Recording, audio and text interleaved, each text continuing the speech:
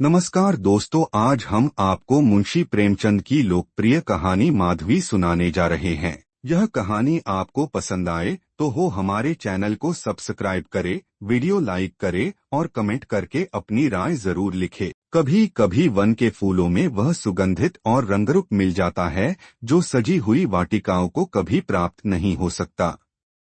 माधवी थी तो एक मूर्ख और दरिद्र मनुष्य की लड़की, परंतु विधाता ने उसे नारियों के सभी उत्तम गुणों से सुशोभित कर दिया था। उसमें शिक्षा सुधार को ग्रहण करने की विशेष योग्यता थी। माधवी और विरजन का मिलाप उस समय हुआ जब विरजन ससुराल आई। इस भोली भाली कन्या ने उसी समय से विरजन के संग असाधारण प्रीति प्रकट करनी आरंभ की। ज्ञात नहीं वह उसे देवी समझती थी या क्या, परंतु कभी उसने विरजन के विरुद्ध एक शब्द भी मुख से न निकाला। विरजन भी उसे अपने संग सुलाती और अच्छी अच्छी रेशमी वस्त्र पहनाती। इससे अधिक प्रीति वह अपनी छोटी भगिनी से भी नहीं कर सकती थी। चित्त का चित्त से संबंध होता है। यदि प्रताप को वृजरानी से हार्दिक संबंध था तो वृजरानी भी प्रताप के प्रेम में पगी हुई थी। जब कमलाचरण से उसके विवाह की बात पक्की हुई जो वह प्रतापचंद्र से कम दुखी न हुई। हाँ, लज्जावश उसके हृदय के भाव कभी प्रकट न होते थे। विवाह हो जाने के पश्चात उसे नित्य चिंता रहती थी कि प्रतापचंद्र के पीड़ित हृदय को कैसे तसल्ली दूं। मेरा जीवन तो इस भांति आनंद से बीतता है, बेचारे प्रताप के ऊपर न जाने कैसी बीतती होगी। माधवी उन दिनों 11वें वर्ष में थी। उसके रंग रूप की सुंदरता, स्वभाव और गुण देख देखकर आश्चर्य होता था। विरजन को अचानक यह ध्यान आया कि क्या मेरी माधवी इस योग्य नहीं कि प्रताप उसे अपने कंठ का हार बनाए। उस दिन से वह माधवी के सुधार और प्यार में और भी अधिक प्रवृत्त हो गई थी। वह सोच सोचकर मन की मनफूली न समाती कि जब माधवी 16-17 वर्ष की हो जाएगी तब मैं प्रताप के पास जाऊंगी और उससे हाथ जोड़कर कहूंगी कि माधवी मेरी बहन है। उसे आज से तुम अपनी चेरी समझो। क्या प्रताप मेरी बात टाल देंगे? नहीं, वे ऐसा नहीं कर सकते। आनंद तो तब है जबकि चाची स्वयं माधवी को अपनी बहू बनाने की मुझसे इच्छा करें। इसी विचार से विरजन ने प्रतापचंद्र के प्रशंसनीय गुणों का चित्र माधवी के हृदय में खींचना आरंभ कर दिया था, जिससे कि उसका रोम रोम प्रताप के प्रेम में पक जाए। वह जब प्रतापचंद्र का वर्णन करने लगती तो स्वतः उसके शब्द असामान्य रीति से मधुर और सरस हो जाते। शनैः शनैः माधवी का कोमल हृदय प्रेम रस का आस्वादन करने लगा। दर्पण में बाल पड़ गया। भोली माधवी सोचने लगी, मैं कैसी भाग्यवती हूँ। मुझे ऐसे स्वामी मिलेंगे जिनके चरण धोने के योग्य भी मैं नहीं हूँ, परंतु क्या वे मुझे अपनी चेरी बनाएंगे? कुछ तो मैं अवश्य उनकी दासी बनूंगी, और यदि प्रेम में कुछ आक्षरण है तो मैं उन्हें अवश्य अपना बना लूंगी। परंतु उस बेचारी को क्या मालूम था कि ये आशाएं शोक बनकर नेत्रों के मार्ग से बह जाएगी। उसको 15वां पूरा भी न हुआ था कि विरजन पर गृह विनाश की आपत्तियां आ पड़ी। उस आंधी के झोंके ने माधवी की इस कल्पित पुष्प वाटिका का सत्यानाश कर दिया। इसी बीच में प्रतापचंद्र के लोप होने का समाचार मिला। आंधी ने जो कुछ अवशिष्ट रखा था वह भी इस अग्नि ने जलाकर भस्म कर दिया। परंतु मानस कोई वस्तु है तो माधवी प्रतापचंद्र की स्त्री बन चुकी थी। उसने अपना तन और मन उन्हें समर्पण कर दिया।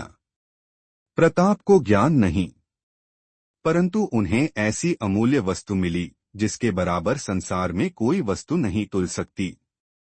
माधवी ने केवल एक बार प्रताप को देखा था और केवल एक ही बार उनके अमृत वचन सुने थे, पर इसने उस चित्र को और भी उज्ज्वल कर दिया था जो उसके हृदय पर पहले ही विरजन ने खींच रखा था। प्रताप को पता नहीं था, पर माधवी उसकी प्रेमाग्नि में दिन प्रतिदिन घुलती जाती है। उस दिन से कोई ऐसा व्रत नहीं था जो माधवी न रखती हो, कोई ऐसा देवता नहीं था जिसकी वह पूजा न करती हो, और वह सब इसलिए कि ईश्वर प्रताप को जहां कहीं वे हों कुशल से रखें। इन प्रेम कल्पनाओं ने उस बालिका को और अधिक दृढ़, सुशील और कोमल बना दिया। शायद उसके चित्त ने यह निर्णय कर लिया था कि मेरा विवाह प्रतापचंद्र से हो चुका। विरजन उसकी यह दशा देखती और रोती कि यह आग मेरी ही लगाई हुई है। यह नवकुसुम किसके कंठ का हार बनेगा? यह किसकी होकर रहेगी? हाय रे, जिस चीज को मैंने इतने परिश्रम से अंकुरित किया और मधुक्षीर से सींचा, उसका फूल इस प्रकार शाखा पर ही कुम्हलाया जाता है। विरजन तो भला कविता करने में उलझी रहती, किंतु माधवी को यह संतोष भी न था। उसके प्रेमी और साथी उसके प्रियतम का ध्यान मात्र था, उस प्रियतम का जो उसके लिए सर्वथा अपरिचित था। पर प्रताप के चले जाने के कई मास पीछे एक दिन माधवी ने स्वप्न देखा कि वे सत्यासी हो गए हैं। आज माधवी का अपार प्रेम प्रकट हुआ है। आकाशवाणी सी हो गई कि प्रताप ने अवश्य संन्यास ले लिया। आज से वह भी तपस्वनी बन गई। उसने सुख और विलास की लालसा हृदय से निकाल दी। जब कभी बैठे बैठे माधवी का जी बहुत आकुल होता तो वह प्रतापचंद्र के घर चली जाती। वहां उसके चित्त को थोड़ी देर के लिए शांति मिल जाती थी। परंतु जब अंत में विरजन के पवित्र और आदर्श जीवन ने यह गांठ खोल दी, वे गंगा यमुना की भांति परस्पर गले मिल गईं, तो माधवी का आवागमन भी बढ़ गया। सुवामा के पास दिन दिन भर बैठी रह जाती। इस भवन की एक एक अंगुल पृथ्वी प्रताप का स्मारक थी। इसी आंगन में प्रताप ने काठ के घोड़े दौड़ाए और इसी कुंड में कागज की नावें चलाई थीं। नौकरी तो स्यात काल के भंवर में पड़कर डूब गई, परंतु घोड़ा अब भी विद्यमान थी। माधवी ने उसकी जर्जीरत अस्थियों में प्राण डाल दिया और उसे वाटिका में कुंड के किनारे एक पाटल वृक्ष की छायों में बांध दिया। यही भवन प्रतापचंद्र का शयनागार था। माधवी अब उसे अपने देवता का मंदिर समझती है। इस पलंग ने प्रताप को बहुत दिनों तक अपने अंक में थपक थपक कर सुलाया था। माधवी अब उसे पुष्पों से सुसज्जित करती है। माधवी ने इस कमरे को ऐसा सुसज्जित कर दिया जैसे वह कभी न था। चित्रों के मुख पर से धूल का यवनिका उठ गई। लैंप का भाग्यपूर्ण चमक उठा। माधवी की इस अनंत प्रेम भक्ति से सुवामा का दुख भी दूर हो गया। चिरकाल से उसके मुख पर प्रतापचंद्र का नाम अभी न आया था। विरजन से मिलमिलाप हो गया, परंतु दोनों स्त्रियों में कभी प्रतापचंद्र की चर्चा भी न होती थी। विरजन लज्जा की संकुचित थी और सुवामा क्रोध से। किंतु माधवी के प्रेमानल से पत्थर भी पिघल गया। अब वह प्रेम विह्वल होकर प्रताप के बालपन की बातें पूछने लगती तो सुवामा से न रहा जाता। उसकी आंखों से जल भर आता। तब दोनों रोती और दिन दिन भर प्रताप की बातें समाप्त न होती।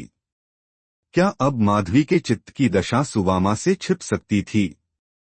वह बहुधा सोचती कि क्या तपस्विनी इसी प्रकार प्रेमाग्नि में जलती रहेगी, और वह भी बिना किसी आशा के। एक दिन वृजरानी ने कमला का पैकेट खोला तो पहले ही पृष्ठ पर एक परम प्रतिभापूर्ण चित्र विविध रंगों में दिखाई पड़ा। यह किसी महात्मा का चित्र था। उसे ध्यान आया कि मैंने इन महात्मा को कहीं अवश्य देखा है। सोचते सोचते अकस्मात उसका ध्यान प्रतापचंद्र तक जा पहुंचा। आनंद के उमंग में उछल पड़ी और बोली, माधवी तनिक यहाँ आना। माधवी फूलों की क्यारियां सींच रही थी। उसके चित्त विनोद का आजकल वही कार्य था।